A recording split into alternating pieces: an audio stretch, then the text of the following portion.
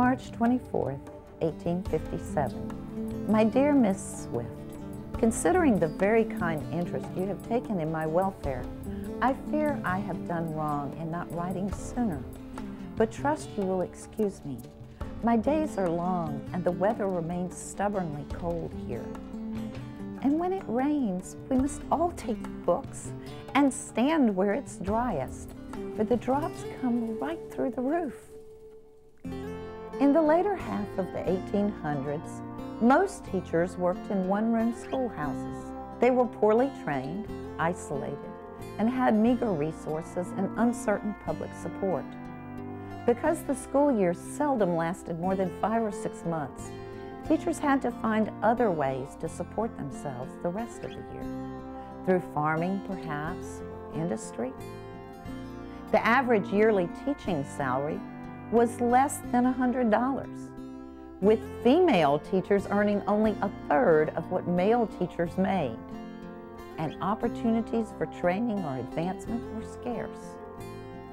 State education associations had been formed in 15 out of the 31 states in the Union, and they provided some means for learning from other educators and for sharing of ideas.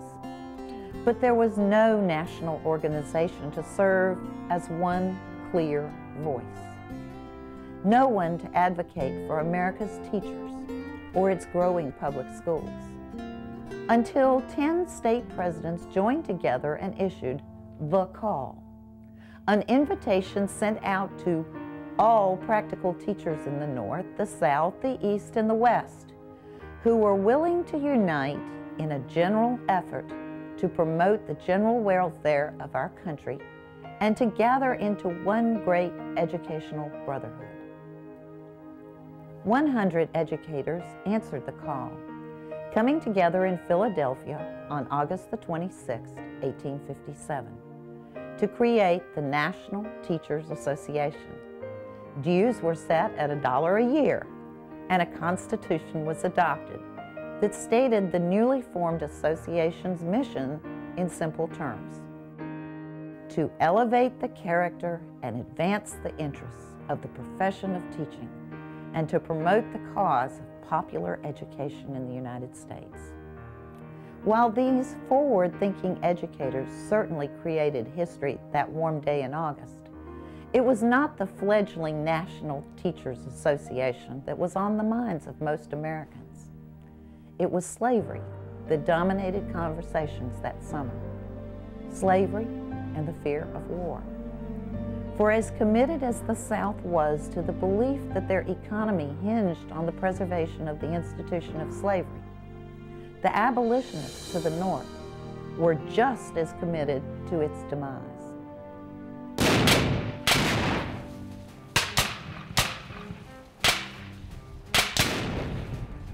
The Civil War ripped the nation apart. Almost 700,000 killed, another 400,000 injured, the president dead, and millions of former slaves left uneducated and unemployed. Public education during those years was chaotic. The nation's attention understandably focused elsewhere. And the NTA took on the role of providing standardization to schools in both local communities and the states. NTA helped create and support the Freedmen's Association, the national effort to provide educational opportunities to freed slaves, and also initiated efforts to help rebuild public schools in the reconstructed South. One of the first national successes of the NTA came in 1862, when legislation they supported and for which they lobbied was passed by Congress. The Morrill Land Grant Act made state lands available for the creation of state colleges and universities, a law that continues to make college more affordable to this day. With the war finally over, the attendees at the 1866 NTA convention could turn their attention to other matters, and so they did. They voted that year to change the Constitution to read that membership would be open to persons instead of the former gentlemen, so that women could become full members. There was no need to alter the Constitution in regard to minority educators, for there had never been any restrictions included. In their 10th year, the NTA achieved a major objective when Congress created a federal Department of Education, long seen as necessary to giving education its rightful place of prominence in the President's cabinet.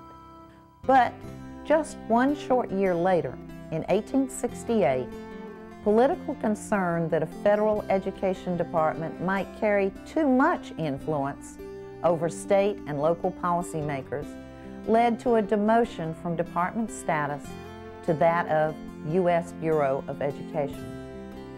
And so began the association's 100-year struggle to have education represented in the cabinet of the United States government. In 1870, the National Teachers Association became the National Education Association, the name change reflecting its more diverse membership. But perhaps the most important educational event of the 1870s was the 1874 Kalamazoo decision by the Supreme Court. In this decision, the court specified that public funds could be used to pay for secondary schools, a practice that was not universally accepted. This led to a boom in the creation of high schools nationwide and changed the face of American education.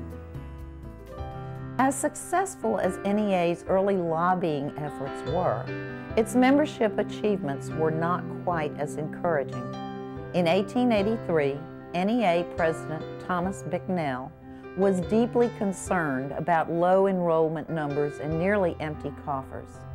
But he was determined to change that.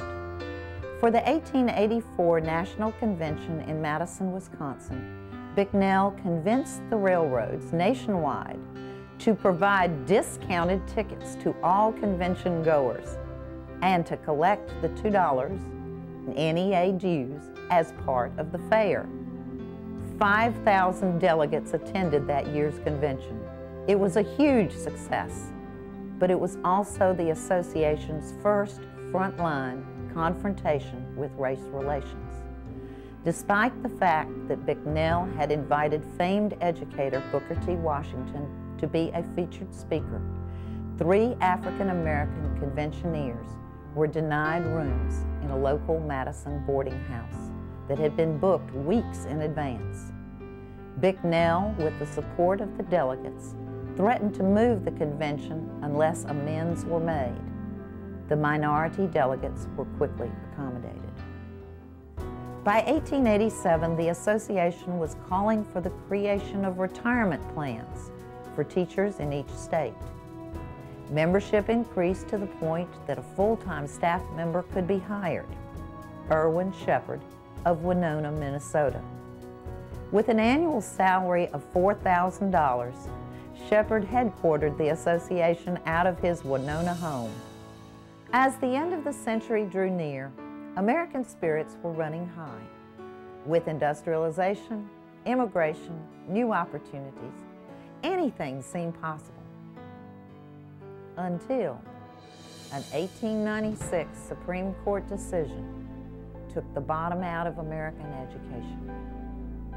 When the NEA was founded in 1857, it was to provide a strong, unified voice to our nation's teachers and to help make schools a great place for students to learn. Over 150 years later, we still have the same goals.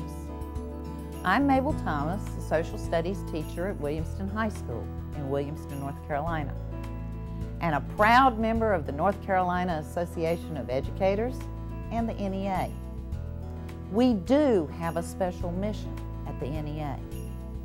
Our mission is to advocate for education professionals and to unite our members and the nation to fulfill the promise of public education, to prepare every student to succeed in a diverse and interdependent world. These students will succeed because that's my mission. Right, guys? Right!